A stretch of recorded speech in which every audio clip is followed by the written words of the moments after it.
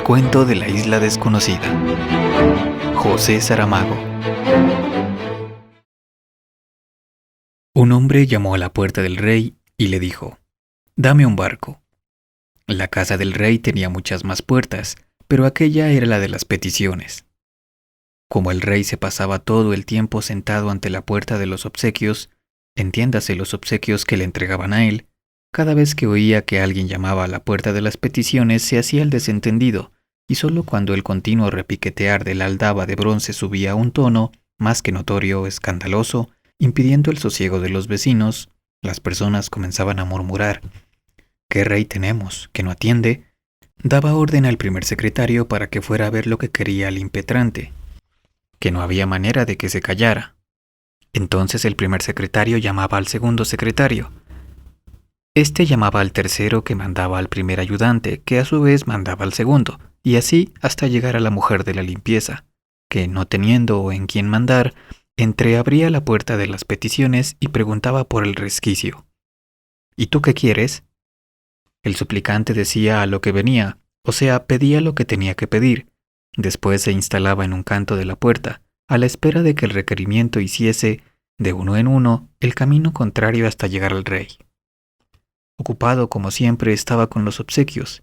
El rey demoraba la respuesta, y ya no era pequeña señal de atención al bienestar y felicidad del pueblo cuando pedía un informe fundamentado por escrito al primer secretario, que, excusado será decirlo, pasaba el encargo al segundo secretario, este al tercero, sucesivamente, hasta llegar otra vez a la mujer de la limpieza, que opinaba sí o no, de acuerdo con el humor con que se hubiera levantado. Sin embargo, en el caso del hombre que quería un barco, las cosas no ocurrieron así.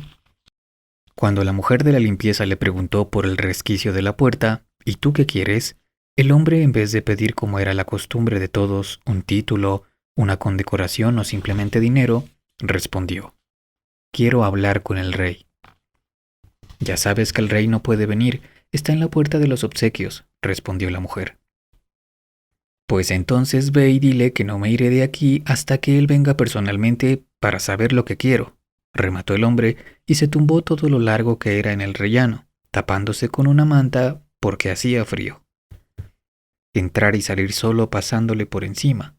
Ahora bien, esto suponía un enorme problema.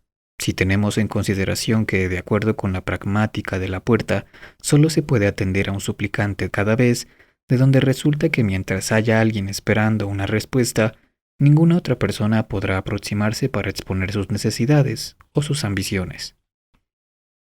A primera vista, quien ganaba con este artículo del reglamento era el rey, puesto que al ser menos numerosa la gente que venía a incomodarlo con lamentos, más tiempo tenía y más sosiego para recibir, contemplar y guardar los obsequios.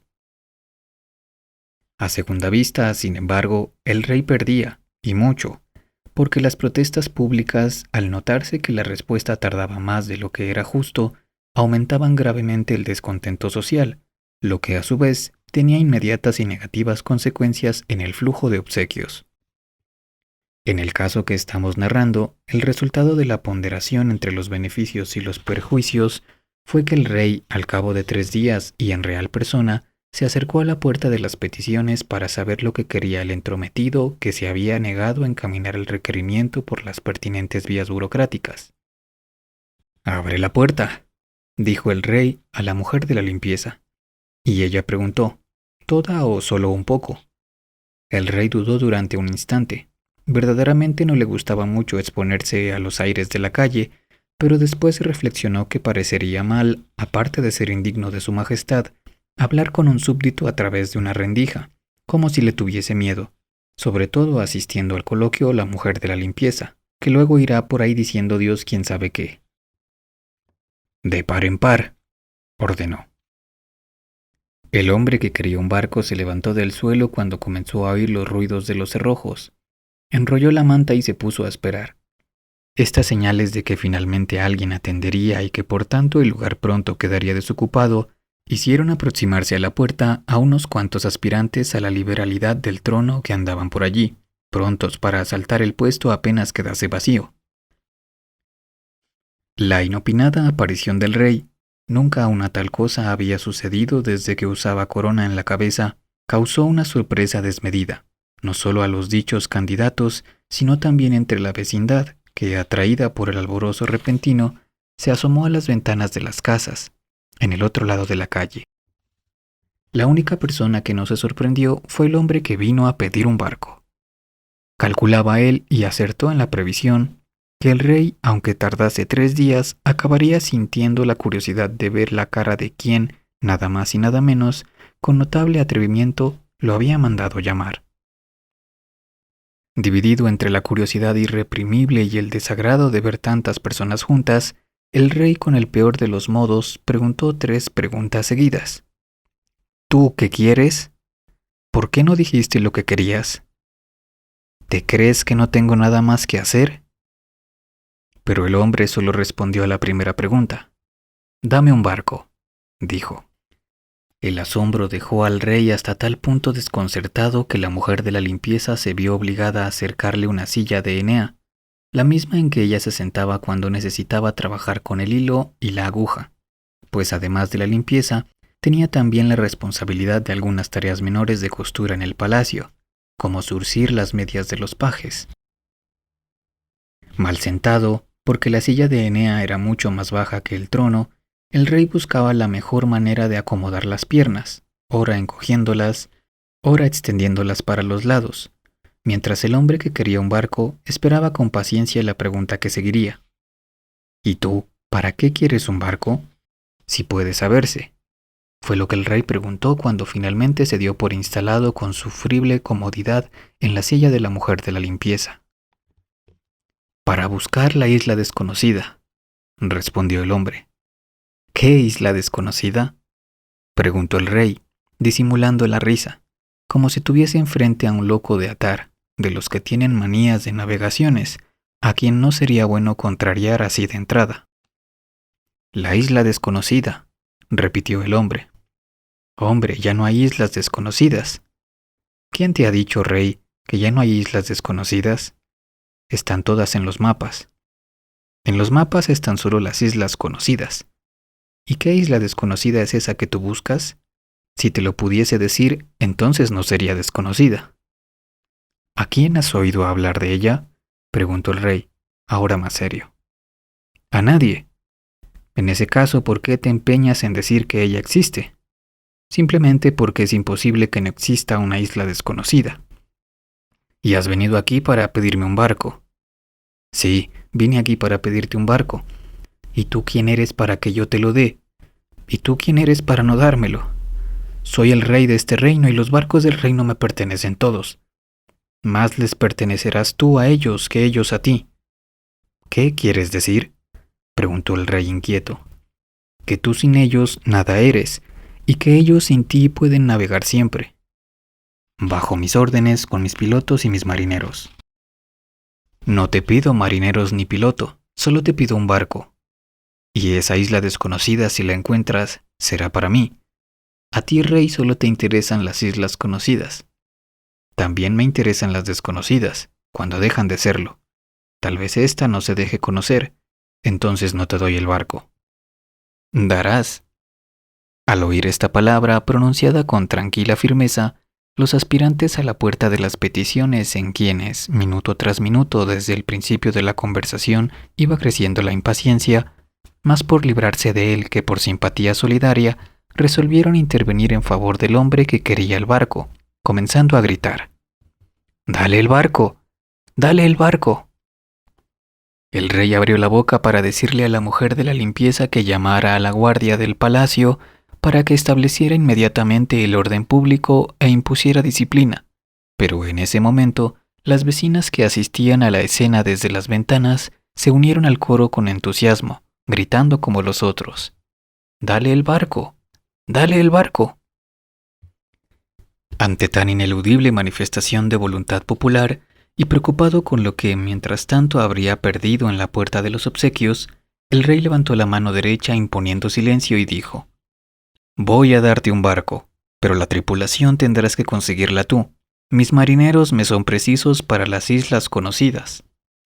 Los gritos de aplauso del público no dejaron que se percibiese el agradecimiento del hombre que vino a pedir un barco. Por el movimiento de los labios tanto podría haber dicho «Gracias, mi señor», como «Ya me las arreglaré», pero lo que nítidamente se oyó fue lo que a continuación dijo el rey.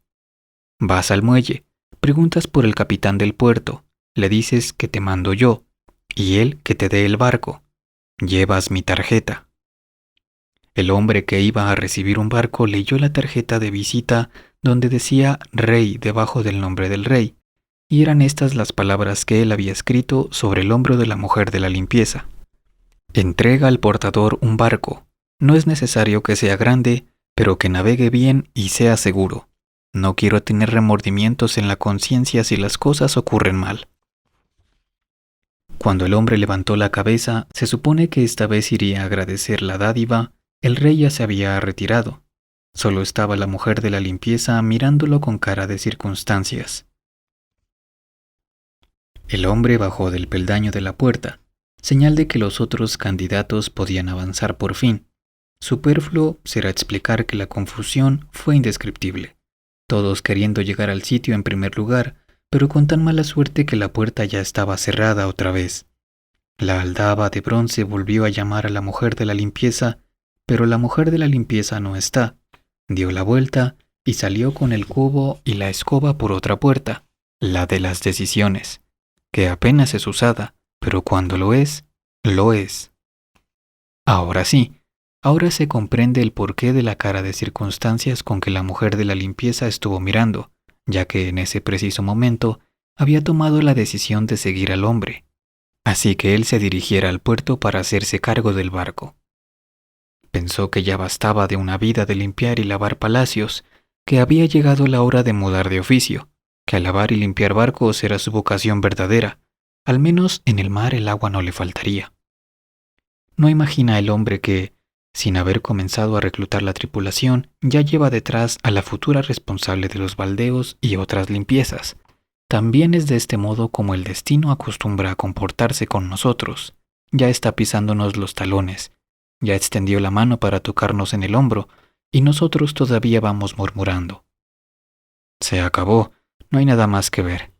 Todo es igual. Andando, el hombre llegó al puerto. Fue al muelle, preguntó por el capitán y mientras venía, se puso a adivinar cuál sería de entre los barcos que allí estaban el que iría a ser suyo. Grande ya sabía que no. La tarjeta de visita del rey era muy clara en este punto. Por consiguiente quedaban descartados los paquebotes, los cargueros y los navíos de guerra. Tampoco podría ser tan pequeño que aguantase mal las fuerzas del viento y los rigores del mar. En este punto también había sido categórico el rey, que navegue bien y sea seguro. Fueron estas sus formales palabras, excluyendo así explícitamente los botes, las falúas y las chalupas, que siendo buenos navegantes y seguros, cada uno conforme a su condición, no nacieron para surcar los océanos, que es donde se encuentran las islas desconocidas. Un poco apartada de allí, escondida detrás de unos bidones, la mujer de la limpieza pasó los ojos por los barcos atracados. Para mi gusto, aquel, pensó, aunque su opinión no contaba, ni siquiera había sido contratada. Vamos a oír antes lo que dirá el capitán del puerto. El capitán vino, leyó la tarjeta, miró al hombre de arriba abajo y le hizo la pregunta que al rey no se le había ocurrido. ¿Sabes navegar? ¿Tienes carné de navegación? A lo que el hombre respondió: aprenderé en el mar. El capitán dijo: no te lo aconsejaría, capitán soy yo y no me atrevo con cualquier barco. Dame entonces uno con el que pueda atreverme. No, uno de esos no. Dame un barco que yo respete y que pueda respetarme a mí. Ese lenguaje es de marinero, pero tú no eres marinero. Si tengo el lenguaje es como si lo fuese. El capitán volvió a leer la tarjeta del rey. Después preguntó: ¿puedes decirme para qué quieres el barco? Para ir en busca de la isla desconocida. Ya no hay islas desconocidas. Lo mismo me dijo el rey. Lo que él sabe de islas lo aprendió conmigo. Es extraño que tú, siendo hombre de mar, me digas eso, que ya no hay islas desconocidas. Hombre de tierra soy yo, y no ignoro que todas las islas, incluso las conocidas, son desconocidas mientras no desembarcamos en ellas. Pero tú, Si bien entiendo, vas a la búsqueda de una donde nadie haya desembarcado nunca. Lo sabré cuando llegue. Si llegas. Sí, a veces se naufraga en el camino, pero si tal me ocurre, deberás escribir en los anales del puerto que el punto a donde llegué fue ese. ¿Quieres decir que llegar se llega siempre? No serías quien eres si no lo supieses ya. El capitán del puerto dijo: voy a darte la embarcación que te conviene. ¿Cuál? Es un barco con mucha experiencia, todavía del tiempo en que toda la gente andaba buscando islas desconocidas. ¿Cuál? Creo que incluso encontró algunas. ¿Cuál? Aquel. Así que la mujer de la limpieza percibió para dónde apuntaba el capitán, salió corriendo de detrás de los bidones y gritó: ¡Es mi barco! ¡Es mi barco! Hay que perdonarle la insólita reivindicación de propiedad a todo título abusiva. El barco era aquel que le había gustado, simplemente. Parece una carabela, dijo el hombre. Más o menos, concordó el capitán. En su origen era una carabela. Después pasó por arreglos y adaptaciones que la modificaron un poco, pero continúa siendo una carabela. Sí, en el conjunto conserva el antiguo aire y tiene mástiles y velas. Cuando se va en busca de islas desconocidas es lo más recomendable. La mujer de la limpieza no se contuvo. Para mí no quiero otro. ¿Quién eres tú?, preguntó el hombre. ¿No te acuerdas de mí? No tengo idea. Soy la mujer de la limpieza. ¿Qué limpieza? La del palacio del rey, la que abría la puerta de las peticiones. No había otra. ¿Y por qué no estás en el palacio del rey limpiando y abriendo puertas? Porque las puertas que yo quería ya fueron abiertas y porque de hoy en adelante solo limpiaré barcos. Entonces estás decidida a ir conmigo en busca de la isla desconocida. Salí del palacio por la puerta de las decisiones. Siendo así, ve para la carabela, mira cómo está aquello. Después del tiempo pasado debe precisar de un buen lavado, y ten cuidado con las gaviotas, que no son de fiar. ¿No quieres venir conmigo a conocer tu barco por dentro? Dijiste que era tuyo. Disculpa, solo fue porque me gustó. Gustar es probablemente la mejor manera de tener. Tener debe de ser la peor manera de gustar. El capitán del puerto interrumpió la conversación. Tengo que entregar las llaves al dueño del barco, a uno o a otro. Resuélvanlo. A mí tanto me da. ¿Los barcos tienen llave?, preguntó el hombre. Para entrar, no, pero allí están las bodegas y los pañoles y el camarote del comandante con el diario de a bordo. Ella que se encargue de todo. Yo voy a reclutar la tripulación, dijo el hombre, y se apartó. La mujer de la limpieza fue a la oficina del capitán para recoger las llaves. Después entró en el barco. Dos cosas le valieron: la escoba del palacio y el aviso contra las gaviotas. Todavía no había acabado de atravesar la pasarela que unía la amurada al atracadero, y ya las malvadas se precipitaban sobre ella gritando, furiosas, con las fauces abiertas como si la fueran a devorar allí mismo. No sabían con quién se enfrentaban. La mujer de la limpieza posó el cubo, se guardó las llaves en el seno, plantó bien los pies en la pasarela y, remolineando la escoba como si fuese un espadón de los buenos tiempos, consiguió poner en desbandada a la cuadrilla asesina. Solo cuando entró en el barco comprendió la ira de las gaviotas. Había nidos por todas partes, muchos de ellos abandonados, otros todavía con huevos y unos pocos con gaviotillas de pico abierto, a la espera de comida. Pues sí, pero será mejor que se muden de aquí. Un barco que va en busca de la isla desconocida no puede tener este aspecto, como si fuera un gallinero, dijo. Tiró al agua los nidos vacíos, los otros los dejó, luego veremos. Después se remangó las mangas y se puso a lavar la cubierta. Cuando acabó la tarea, abrió el pañol de las velas y procedió a un examen minucioso del estado de las costuras. Tanto tiempo sin ir al mar y sin haber soportado los estirones saludables del viento. Las velas son los músculos del barco, basta ver cómo se hinchan cuando se esfuerzan, pero, y eso mismo sucede a los músculos, si no se les da uso regularmente, se aflojan, se ablandan, pierden nervio. Y las costuras son los nervios de las velas, pensó la mujer de la limpieza, contenta por aprender tan deprisa el arte de la marinería. Encontró deshilachadas algunas bastillas, pero se conformó con señalarlas.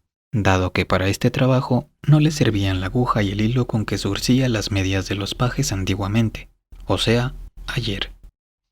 En cuanto a los otros pañoles, enseguida vio que estaban vacíos, que el de la pólvora estuviese desabastecido, salvo un polvillo negro en el fondo, que al principio le parecieron cagaditas de ratón.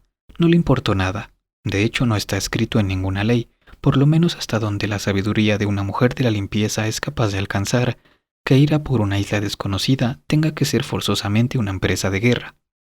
Ya le enfadó y mucho la falta absoluta de municiones de boca en el pañol respectivo, no por ella, que estaba de sobra acostumbrada al mal rancho del palacio, sino por el hombre al que dieron este barco.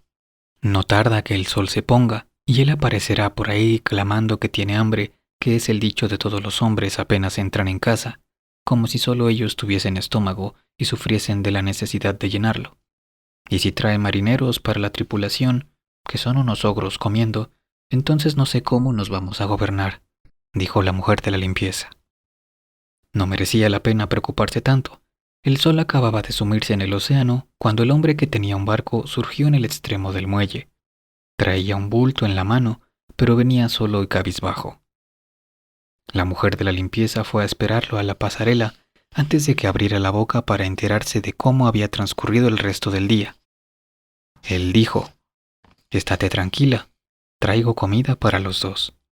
«¿Y los marineros?», preguntó ella. «Como puedes ver, no vino ninguno. Pero los dejaste apalabrados, al menos», volvió a preguntar ella. «Me dijeron que ya no hay islas desconocidas, y que incluso habiéndolas, no iban a dejar el sosiego de sus lares y la buena vida de los barcos de línea para meterse en aventuras oceánicas a la búsqueda de un imposible, como si todavía estuviéramos en el tiempo del mar tenebroso». «¿Y tú qué le respondiste?». «Que el mar es siempre tenebroso». «¿Y no les hablaste de la isla desconocida?». «¿Cómo podría hablarles de una isla desconocida si no la conozco?». «Pero tienes la certeza de que existe». «Tanta como de que el mar es tenebroso». En este momento, visto desde aquí, con las aguas color de jade y el cielo como un incendio, de tenebroso no le encuentro nada. Es una ilusión tuya. También las islas a veces parece que fluctúan sobre las aguas y no es verdad. ¿Qué piensas hacer si te falta una tripulación? Todavía no lo sé. Podríamos quedarnos a vivir aquí. Yo me ofrecería para lavar los barcos que vienen al muelle. Y tú... ¿Y yo? Tendrás un oficio, una profesión, como ahora se dice. Tuve, tendré si fuera preciso, pero quiero encontrar la isla desconocida. Quiero saber quién soy yo cuando esté en ella. No lo sabes. Si no sales de ti, no llegas a saber quién eres. El filósofo del rey, cuando no tenía nada que hacer, se sentaba junto a mí para verme zurcir las medias de los pajes, y a veces le daba por filosofar. Decía que todo hombre es una isla. Yo, como aquello no iba conmigo, visto que soy mujer, no le daba importancia. ¿Tú qué crees? Que es necesario salir de la isla para ver la isla, que no nos vemos si no nos salimos de nosotros.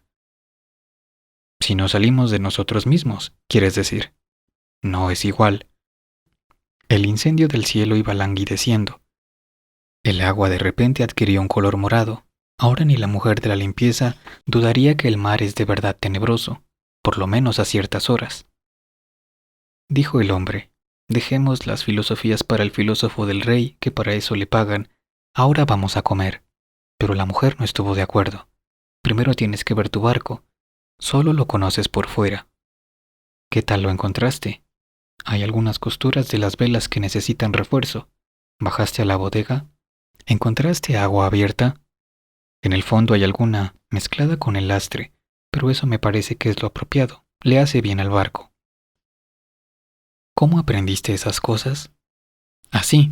«¿Así cómo?». «Como tú, cuando dijiste al capitán del puerto que aprenderías a navegar en el mar». «Todavía no estamos en el mar». «Pero ya estamos en el agua». Siempre tuve la idea de que para la navegación solo hay dos maestros verdaderos. Uno es el mar, el otro es el barco. ¿Y el cielo? ¿Te olvidas del cielo? Sí, claro, el cielo, los vientos, las nubes. El cielo. Sí, el cielo. En menos de un cuarto de hora habían acabado la vuelta por el barco. Una carabela, incluso transformada, no da para grandes paseos. Es bonita, dijo el hombre, pero si no consigo tripulantes suficientes para la maniobra, tendré que ir a decirle al rey que ya no la quiero. Te desanimas de la primera contrariedad. La primera contrariedad fue esperar al rey 3 días, y no desistí.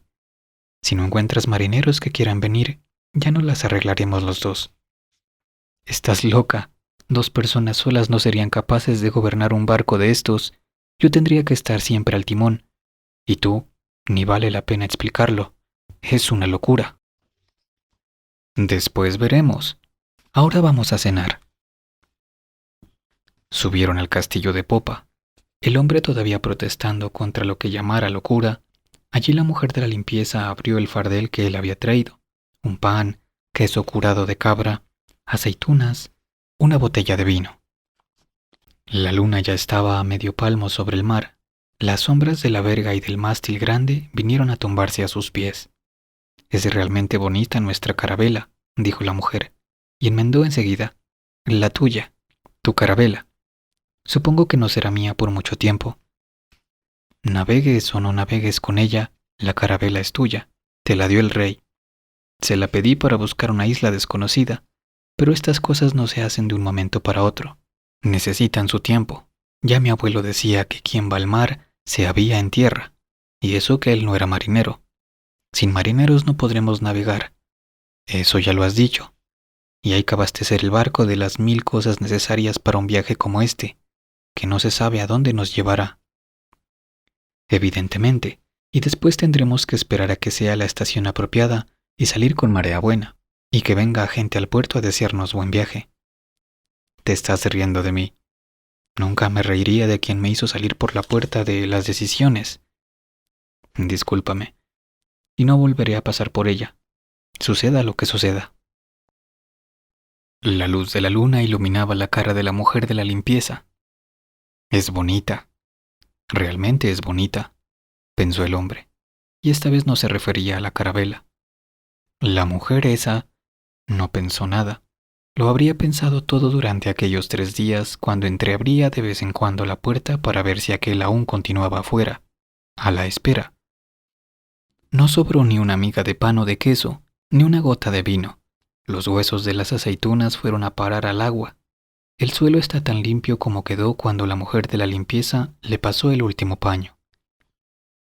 La sirena de un paquebote que se hacía a la mar soltó un ronquido potente, como debieron de ser los del Leviatán, y la mujer dijo: «Cuando sea nuestra vez, haremos menos ruido». A pesar de que estaban en el interior del muelle, el agua se onduló un poco al paso del paquebote, y el hombre dijo: «Pero nos balancearemos mucho más». Se rieron los dos, después se callaron.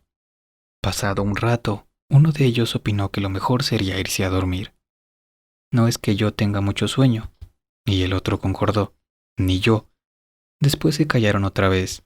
La luna subió y continuó subiendo. A cierta altura la mujer dijo: «¿Hay literas abajo?». Y el hombre dijo: «Sí». Y entonces fue cuando se levantaron y descendieron a la cubierta. Ahí la mujer dijo: «Hasta mañana, yo voy por este lado». Y el hombre respondió: «Y yo para este, hasta mañana».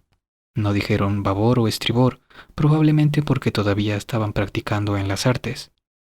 La mujer volvió atrás. «Me había olvidado». Se sacó del bolsillo 2 cabos de velas. «Los encontré cuando limpiaba, pero no tengo cerillas». «Yo tengo», dijo el hombre. Ella mantuvo las velas, una en cada mano. Él encendió un fósforo. Después, abrigando la llama bajo la cúpula de los dedos curvados, las llevó con todo el cuidado a los viejos pabilos. La luz prendió, creció lentamente como la de la luna. Bañó la cara de la mujer de la limpieza. No sería necesario decir que él pensó: «Es bonita». Pero lo que ella pensó, sí, se ve que solo tiene ojos para la isla desconocida. He aquí cómo se equivocan las personas interpretando miradas, sobre todo al principio. Ella le entregó una vela. Dijo: «Hasta mañana, duerme bien». Él quiso decir lo mismo de otra manera.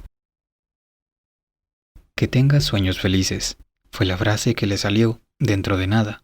Cuando esté abajo acostado en su litera, se le ocurrirán otras frases más espirituosas, sobre todo más insinuantes, como se espera que sean las de un hombre cuando está a solas con una mujer.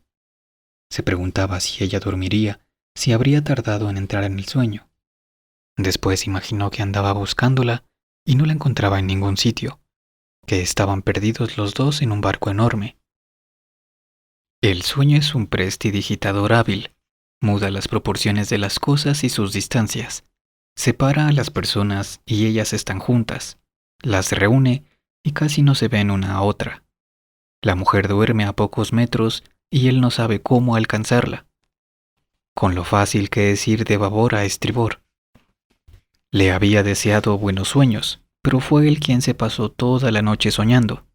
Soñó que su carabela navegaba por alta mar, con las 3 velas triangulares gloriosamente hinchadas, abriendo camino sobre las olas, mientras él manejaba la rueda del timón y la tripulación descansaba a la sombra. No entendía cómo estaban allí los marineros que en el puerto y en la ciudad se habían negado a embarcar con él para buscar la isla desconocida. Probablemente se arrepintieron de la grosera ironía con que lo trataron. Veía animales esparcidos por la cubierta, patos, conejos, gallinas, lo habitual de la crianza doméstica, comescando los granos de millo o royendo las hojas de col que un marinero les echaba. No se acordaba de cuándo los había traído para el barco. Fuese como fuese, era natural que estuviesen allí. Imaginemos que la isla desconocida es, como tantas veces lo fue en el pasado, una isla desierta. Lo mejor será jugar sobre seguro. Todos sabemos que abrir la puerta de la conejera y agarrar un conejo por las orejas siempre es más fácil que perseguirlo por montes y valles. Del fondo de la bodega sube ahora un relincho de caballos, de mugidos de bueyes, de rebuznos de asnos. Las voces de los nobles animales necesarios para el trabajo pesado. ¿Y cómo llegaron ellos? ¿Cómo pueden caber en una carabela donde la tripulación humana apenas tiene lugar? De súbito el viento dio una cabriola. La vela mayor se movió y ondeó. Detrás estaba lo que antes no se veía, un grupo de mujeres que incluso sin contarlas se adivinaba que eran tantas cuantos los marineros. Se ocupaban de sus cosas de mujeres. Todavía no ha llegado el tiempo de ocuparse de otras. Está claro que esto solo puede ser un sueño. En la vida real nunca se ha viajado así. El hombre del timón buscó con los ojos a la mujer de la limpieza y no la vio. Tal vez esté en la litera de estribor, descansando de la limpieza de la cubierta, pensó, pero fue un pensar fingido, porque bien sabe, aunque tampoco sepa cómo lo sabe, que ella a última hora no quiso venir, que saltó para el embarcadero, diciendo desde allí, «Adiós, adiós, ya que solo tienes ojos para la isla desconocida. Me voy». Y no era verdad, ahora mismo andan los ojos de él pretendiéndola y no la encuentran. En este momento se cubrió el cielo y comenzó a llover, y, habiendo llovido, principiaron a brotar innumerables plantas de las filas de sacos de tierra alineados a lo largo de la amurada. No están allí porque se sospeche que no haya tierra bastante en la isla desconocida, sino porque así se ganará tiempo. El día que lleguemos solo tendremos que trasplantar los árboles frutales, sembrar los granos de las pequeñas cosechas que van madurando aquí, adornar los jardines con las flores que abrirán de estos capullos. El hombre del timón pregunta a los marineros que descansan en cubierta si avistan alguna isla desconocida, y ellos le responden que no ven ni de unas ni de otras, pero que están pensando desembarcar en la primera tierra habitada que aparezca, siempre que haya un puerto donde fondear, una taberna donde beber y una cama donde folgar. Que aquí no se puede, con toda esta gente junta. ¿Y la isla desconocida?, preguntó el hombre del timón. La isla desconocida es cosa inexistente, no pasa de una idea de tu cabeza. Los geógrafos del rey fueron a ver en los mapas y declararon que islas por conocer es cosa que se acabó hace mucho tiempo. Debíais haberos quedado en la ciudad, en lugar de venir a entorpecerme la navegación. Andábamos buscando un lugar mejor para vivir y decidimos aprovechar tu viaje. No sois marineros, nunca lo fuimos. Solo no seré capaz de gobernar el barco. Haber pensado en eso antes de pedírselo al rey, El mar no enseña a navegar. Entonces el hombre del timón vio tierra a lo lejos y quiso pasar adelante, hacer cuenta de que ella era el reflejo de otra tierra, una imagen que hubiese venido del otro lado del mundo por el espacio. Pero los hombres que nunca habían sido marineros protestaron, dijeron que era allí mismo donde querían desembarcar. «Esta es una isla del mapa», gritaron, «te mataremos si no nos llevas». Entonces por sí misma la carabela viró la proa en dirección a tierra, entró en el puerto y se encostó a la muralla del embarcadero. «Podéis iros», dijo el hombre del timón. Acto seguido salieron en orden, primero las mujeres, después los hombres, pero no se fueron solos, se llevaron con ellos los patos, los conejos y las gallinas, se llevaron los bueyes, los asnos y los caballos y hasta las gaviotas, una tras otra. Levantaron el vuelo y se fueron del barco, transportando en el pico a sus gaviotillas, proeza que no habían acometido nunca, pero siempre hay una primera vez. El hombre del timón contempló la desbandada en silencio. No hizo nada para retener a quienes lo abandonaban. Al menos le habían dejado los árboles, los trigos y las flores, con las trepadoras que se enrollaban a los mástiles y pendían de la amurada como festones. Debido al atropello de la salida, se habían roto y derramado los sacos de tierra, de modo que la cubierta era como un campo labrado y sembrado. Solo falta que caiga un poco más de lluvia para que sea un buen año agrícola. Desde que el viaje a la isla desconocida comenzó, no se ha visto comer al hombre del timón. Debe de ser porque está soñando, apenas soñando, y si en el sueño le apeteciese un trozo de pan o una manzana, sería un puro invento, nada más. Las raíces de los árboles están penetrando en el armazón del barco. No tardará mucho en que estas velas hinchadas dejen de ser necesarias. Bastará que el viento sople en las copas y vaya encaminando la carabela a su destino. Es un bosque que navega y se balancea sobre las olas, un bosque en donde, sin saberse cómo, comenzaron a cantar pájaros. Estarían escondidos por ahí y pronto decidieron salir a la luz, tal vez porque la cosecha ya esté madura y es la hora de la siega. Entonces el hombre fijó la rueda del timón y bajó al campo con la hoz en la mano, y cuando había cegado las primeras espigas, vio una sombra al lado de su sombra. Se despertó abrazado a la mujer de la limpieza, y ella a él. Confundidos los cuerpos, confundidas las literas, que no se sabe si esta es la de babor o la de estribor. Después, apenas el sol acabó de nacer, el hombre y la mujer fueron a pintar en la proa del barco, de un lado y de otro, en blancas letras, el nombre que todavía le faltaba a la carabela. Hacia la hora del mediodía, con la marea, la isla desconocida se hizo por fin a la mar, a la búsqueda de sí misma.